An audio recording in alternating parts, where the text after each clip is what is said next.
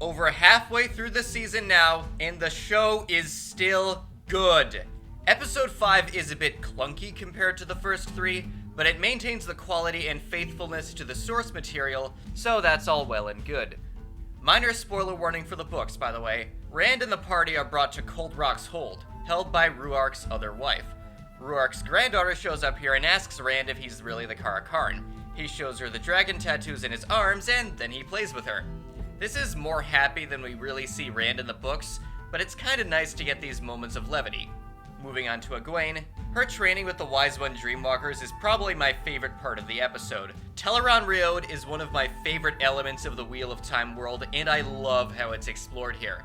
Egwene does progress faster here than she does in the books, but she still doesn't know what nightmares are or how to deal with them. And that's without her getting tormented by Lanfear, so it's not like it's becoming too easy for her just yet. Moving on to Mat and the other girls, we get Min revealing herself, repairing her relationship with Mat, and Homeboy realizing that he's got plot armor and doesn't need to care as much about an unfortunate fate, like getting hanged. Or so he thinks.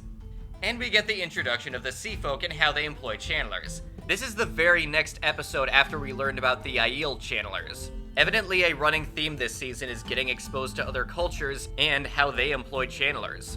That's pretty neat world building, and it captures the same feeling of expansion as the books. And I like how this calls out Nynaeve on why she's still blocked from channeling without being angry. Is she going to get over her block at the end of this season? That would be way earlier than it was in the books, but if they play their cards right, they could pull it off. Next we come to Perrin's plotline, and while I didn't like the split between Alanna and Maxim, I did like Alanna's speech about Manetheren.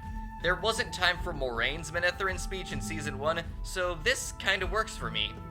Perrin's encounter with the White Cloaks was about what I expected, but it was made more dramatic by revealing that one of the Cawthon sisters can channel, and their mother getting burned for it.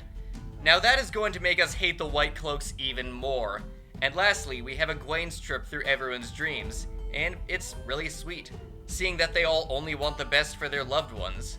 Until we get to Rand and Lanfear, and that's where we leave off. The show was always a loose adaptation that reorganized the main plot points of the books, and stuff like the Wise One's candle timer, Moraine reeling from her visions, the Seafolk Windfinders, and Mat's sister channeling were either introduced later in the books or were not in the books at all. But they're all included here in ways that make sense for both the world and the story, and it's working for me as a book reader, in a way the first 2 seasons didn't. How about you? What did you think of this episode? Feel free to comment below and stay tuned for more.